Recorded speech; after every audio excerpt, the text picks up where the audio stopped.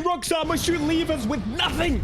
This was so close. I'm sure you've already heard it by now, but I want to tell you exactly what this means for GTA 6, for Forza Horizon 6, and overall the industry in general, because this is gonna have a proper domino effect. But before we start, it is something I need to get this off my chest. Stop announcing dates. I get it. You want to get people hyped. You want to impress the shareholders. You want to get that money going, flowing, pre-orders, everything. We were actually expecting pre-orders. I don't know if you've seen the discourse over the last while. The community were expecting to see a new trailer and literally the pre-orders. And we got the complete opposite of that. We got a pushback to basically next year, or fully a year now, when we were, what, like, I don't know, it felt like a couple of months away by this point. But anyway, just to be clear, delays, not a bad thing. Announcing your date way before you were possibly prepared is absolutely insane. The whole process of this game has been so jarring, because as someone over here, me,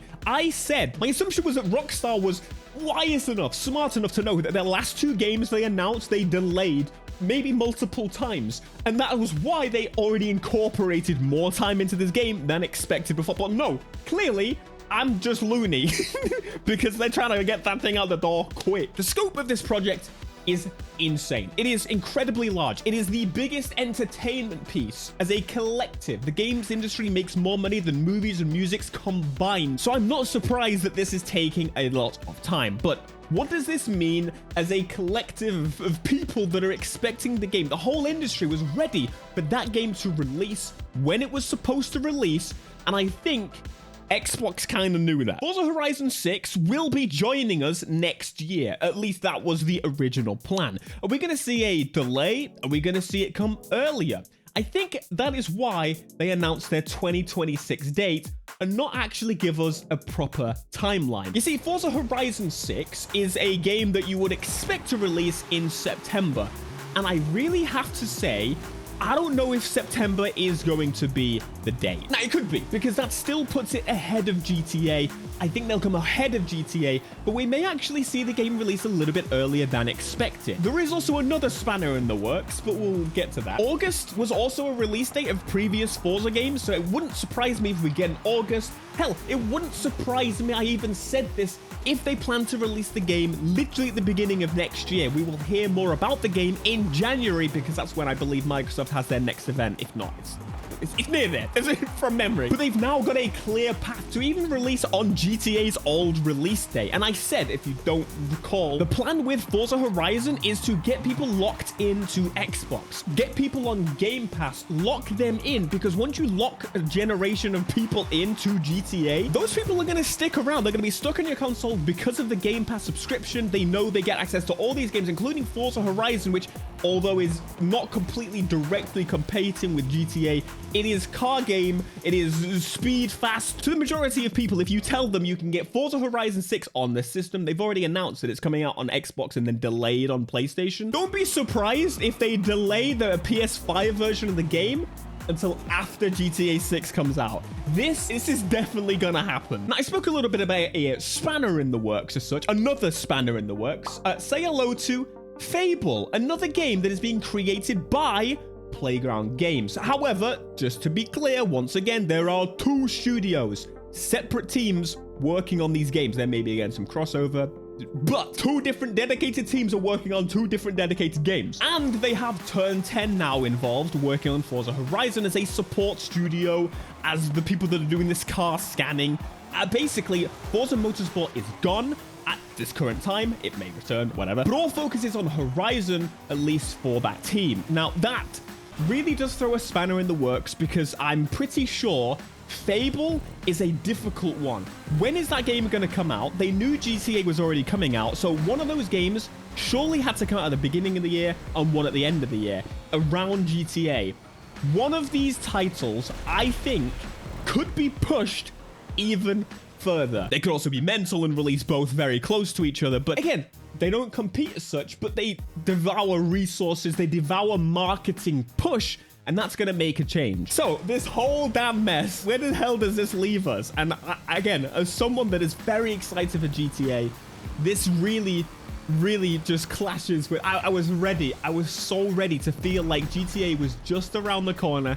And I'm already pissed that we have to do another GTA 5 Christmas special after I called the last one the last Christmas special. This is already bothering me.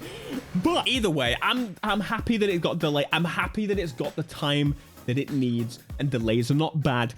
But again, there's an elephant in the room we need to discuss, and that is clearly, depending on the title that you got, because, you know, A/B testing, the big elephant in the room, which is the protests that are going on against Rockstar right now, or against Take-Two, or whoever. Look, I've got to be careful in this situation because there's kind of two sides to this coin. Apparently, a group of developers that were working on GTA, around 40 people, some of which were veterans to the franchise. We're talking 20 years of service, meaning they worked on more than GTA 5, which is now pushing on like 14 years. I don't even know at this point. It's getting old, okay? 40 employees were just stricken off. And their argument was that the reason it was because they were unionizing. Now, this is going to be a bit of a toxic debate if we talk about the whole scheme of things. Americans, for example, are told that this union situation, unions are bad and they are here to destroy the potential of someone making lots of money. But European side, we absolutely understand that you are absolutely allowed to unionize and ask for benefits, be paid a proper amount. I live in London now. The tube strikes happen regularly because the train drivers argue, and I think this is pretty fair, that they should probably be able to afford to buy a property and live in London. I think that's a pretty fair thing to ask. Now, this is a little bit different because this was actually, I believe, one of the UK studios. So this is not what we're talking about here when, you know, in America. This is not asking for more than minimum wage because minimum wage is incredibly low. This is not asking for healthcare as such because healthcare is guaranteed by the NHS. That's not something that's required. This was likely because of the amount of stress that Rockstar is putting on the developers, pushing these people to really work hard and get this game out. And they themselves probably knew that that new old release date wasn't gonna work, but Rockstar, the highest up, were pushing for this to launch. And I get it. It's a complicated, difficult battle. One side of this, but they want to get the game out quickly because it's taking way too long and costing so much money. They need to start making some money on whatever they're creating. And on the other side, you can't expect developers to work their fingers down to the bone. There's mentions of in Rockstar working like 100 hours in, like, it's absolutely unacceptable. So whether this is true or not, Rockstar kind of disagrees. Rockstar is saying the reason they were sacked, including some senior members, was that they leaked content. They exposed content in apparently a private Discord group.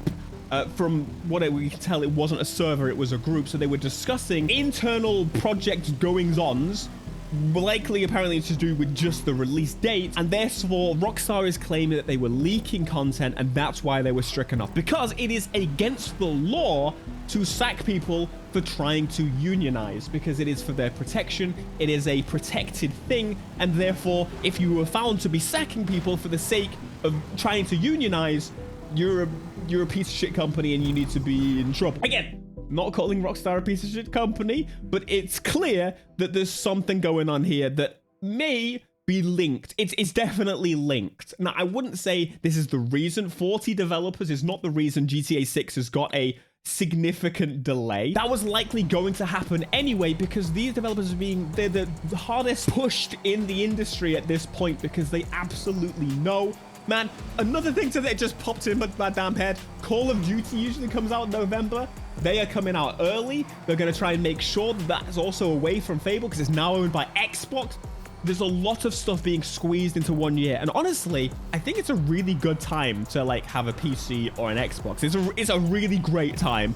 And that's what Microsoft kind of wants. But at the same time, releasing games month after month after month, like big budget, 5-year projects, is a pretty 5-year plus project is a pretty terrifying concept to any developer. Union busting is illegal, okay? They are allowed to do that. And so I really love Rockstar Games and the games they create. I think they are the giants of the industry, but at the same time, this is wrong. And you can say both of those things are true. They're absolutely allowed to protest outside the offices. There are no big reason as to why the game is delayed further. You cannot put this on those people. And they even mention themselves, Take-Two, that there's no link between this situation, between the sacking of and the extra delay that we're seeing with GTA 6. So get that out of your brain. But I think it points to, as I said, a wider thing where GTA 6 is clearly such an insane scoped game that ultimately there was never going to be enough time to get this job done, especially when we think about the multiplayer experience that I have assumed was going to be coming to GTA 6.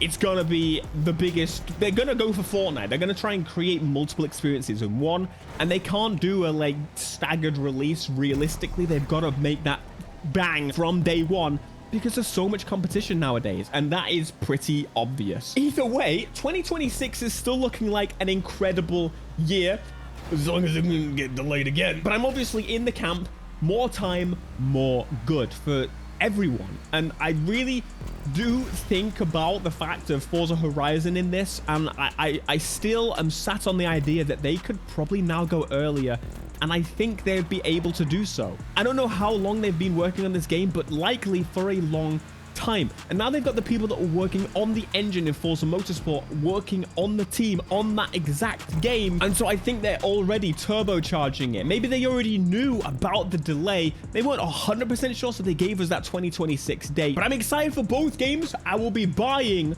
both games. I'll be buying GTA 6 probably about 7 times throughout the next few generations. There's the other thing to think about is that the next generation of PlayStation is likely coming out on Xbox 2027. Microsoft might even go the beginning of 2027, or to jump out in front is kind of what happens. They try and leapfrog each other a little bit. 2027 is what we are getting pointed at for the next generation of consoles overall, except for Nintendo. And so I really expect GTA needs to get out now. I mean, if you think about it, they can't really push back any more. 2013 was the release of GTA, and 2014 was the release of the PlayStation 4. We didn't see GTA come to that system for a long time.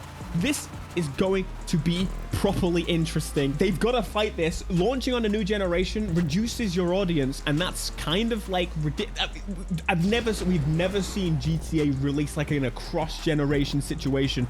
Rockstar stick to what they are doing. They get it done on that system. Any more delays, and they are pushing pretty aggressively. I mean, oh god, I never thought about the idea that maybe a console could fully get delayed because of the fact like that Microsoft may have wanted to jump the gun at the end of next year with the new console to try and get ahead of PlayStation.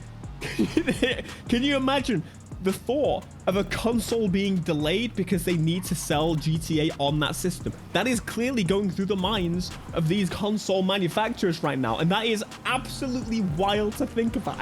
It's just never crossed my damn mind. So people are expecting some new screenshots and things to come out over the next few days, so I'm looking forward to those.